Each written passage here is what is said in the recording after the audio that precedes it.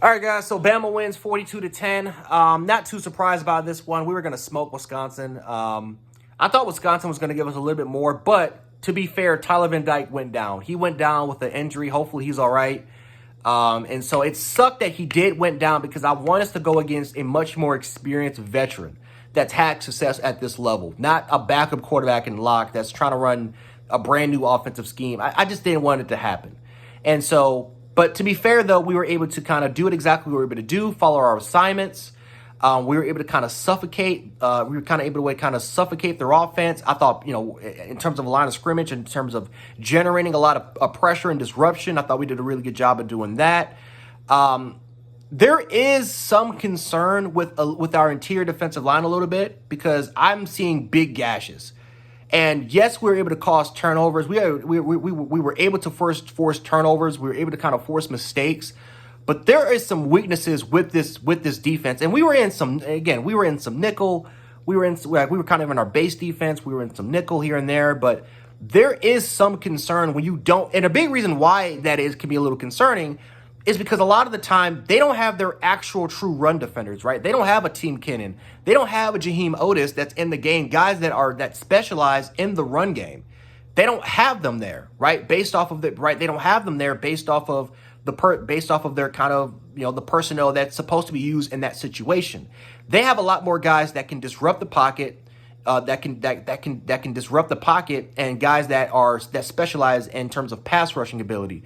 But Tim Keenan is not getting as many reps as he did last year, and that's not his fault. That's just based off of the defense that we're trying to run at that specific moment. Georgia, you're going to need your run defenders. That's the first thing you have to do if you're going to beat them. You have to stop the run game. And Georgia has a much bigger, stronger, and a much more physical offensive line than Wisconsin or any other team that we played against. And that's kind of the one thing about a Saban-led football team that matches up extremely well against Georgia. It is a defense that is predicated on stopping the run first. Now, it can be a defense that struggles against spread offenses, right? Teams that, for the most part, that capitalizes on those bigger defensive linemen, guys that are more kind of run defenders, guys that kind of play gap integrity, not guys that can get up the field and rush the quarterback, right? That's why, for instance, you got your Marcus Golden, South Florida or Tennessee, offenses that can literally spread you out and they can have a lot of success. But again, Nick Saban's pattern match defense specialized in stopping Georgia-led offenses, right? Because despite the coordinator, and yes, they can have some success in the passing game, but when it came to the run, oh no, that was stopped immediately. We took away your best asset, which was your run game. This is going to be a different story because it's a defense that specializes in stopping the passing attack, but against a much bigger, more physical offensive line, can allow those 5, 6, 7 yard runs that can eventually turn up to end up being big runs.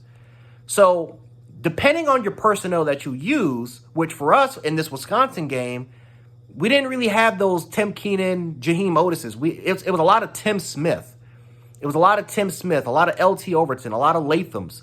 Those were the guys that were getting a lot more of the repetition compared to some of those big run defenders, right? The James Smiths, those big run defenders that can go up there and clog the middle and that can go up there and kind of clog and can kind of clog, right?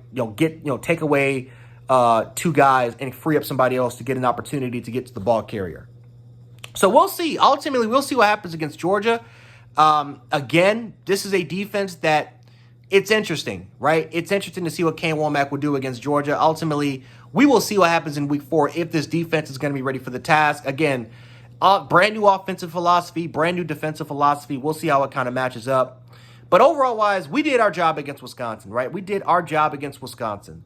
Now, our offensive line was my biggest issue. I was worried about the offensive line. Caden Proctor starting. I was waiting to see what he looked like. He played well.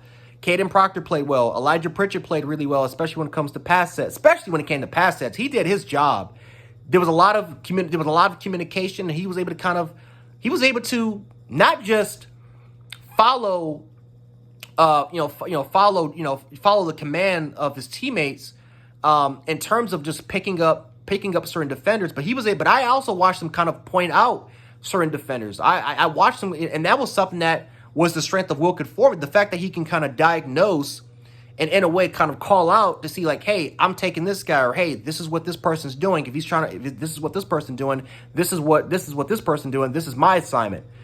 This is my assignment or your assignment. I saw Pritchard do the exact same thing. And I thought he did a pretty good job today. Like, seriously. And again, it's against Wisconsin. I think South Florida had a much better front seven and a much more athletic and faster front seven. That was way more ballsy compared to Wisconsin. I thought Wisconsin played a little bit more conservatively, and honestly, they just respected the run. They played literally with one or two spies on certain occasions against Milroe instead of just sending home pressure against Milroe. And so a lot of the times, Milroe simply had a clean pocket. And if Wisconsin would just absolutely just blanket, would just absolutely just kind of, if they would just kind of blank the field, Jalen Milroe would take off. That's where you had like one or two spies that would just come, that would kind of come down and fix that issue. But Georgia, it'll be interesting to see how they play. Do they follow the Todd game plan that South Florida did, where they just send 5, 6, 7 dudes with a spy? Or do Georgia play, what do they do, right? I'm very curious to see what Georgia does play, especially what happened last year in the SEC championship game when Jalen Milroe was giving them fits in the run game. Not necessarily in the passing game, in the run game. We'll see. But ultimately, I thought Jalen Milroe played a good game. I didn't think it was a great game. I thought he played good enough. He did exactly what he was supposed to do. And I think that this is my fault because I thought that Jalen Milroe could take the next level. I thought he can take it up a notch and become that Michael Penix of this offense. And that was premature of me to do. I was too excited about Kalen DeBoer and the offense that he was bringing to the table and watching what he did with a similar dual threat quarterback in a Michael Penix Jr. And I'm thinking to myself, man, oh man, oh man, if he can fix Jalen Milroe's tendencies, this dude could be elite. And Jalen Milroe is a very good college quarterback, but there are just some things about his game. It's not going to happen. Not for this year. If it was like maybe year 2 or year 3 under this offense, maybe. It's just not going to happen this year, and that's fine. If Jalen Milroe does his assignment, he does exactly what he was supposed to do, don't overthink it, then Bama, as long as this offensive line is healthy, as long as our playmakers continue to go out there and make plays, we're going to be fine. But there are going to be games and are going to be situations where you're going to go against it's not because people are going to say, well, he did that against LSU. LSU had a shitty defense. If we're going against Georgia, if we're going against Georgia or anybody that has elite defensive personnel, we don't need Jalen. It would be nice if Jalen Milroe can become Michael Penix. He's not. We just need him to do his assignment. But there are going to be situations where he's going to elevate. He's going to have to elevate his game. He's going to have to elevate his game. He's going to have to learn to consistently, not just do this 1 or 2 times, but consistently look off defenders. Ability to process, improve on the short to intermediate game instead of just being good with the deep ball. Be very good when it comes to the first and second level throws.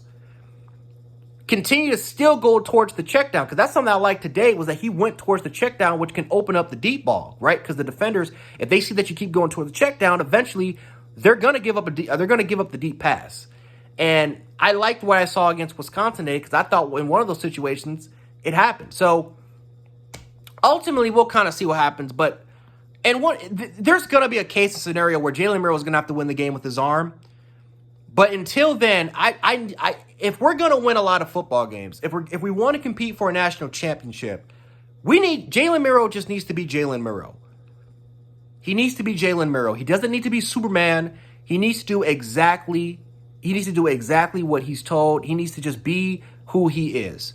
And to be fair, and to be honest with you, a comparison that people are not going to like, but this is the cold, hard truth, and this is reality. He's Jalen Hurts from 2016 and 2017. And that's okay, because Jalen Hurts played in 2 straight national championship games. He didn't do too much. He didn't make a lot of crucial mistakes. He made plays with his legs. And with his arm when it needed to happen the most, he made them. Wasn't the prettiest passer, wasn't the most accurate, but Jalen Hurts, very similar to Jalen Milroe, ironically got the first same name, They made the plays necessary to not only I shouldn't say this. They made the plays necessary to ultimately keep their offense going, to keep the momentum going. But the biggest thing about having a Jalen Hurts and having a Jalen Milroe was that you needed to have great offensive lines. And I think that is something that if all 5 of them can stay healthy, this is a great offensive line that is really good in the run game. And with Justice Haynes and Jam Miller in the fold, and then you add a threat like a Jalen Milroe into the fold, you're going to become a very dangerous team. But my worry is that when you're going against some of the best defensive coordinators out there, that neutralizes that aspect and forces you to become the passer, like Michigan did. Can you be that guy? And that is still something that is fair. Any Jalen Milroe critic, that is a fair question for you to ask. I'm not doubting his ability, but I'm just calling it the way I see it. I don't think he's going to become that player that I think he's going to be. Maybe he can. I got to see it.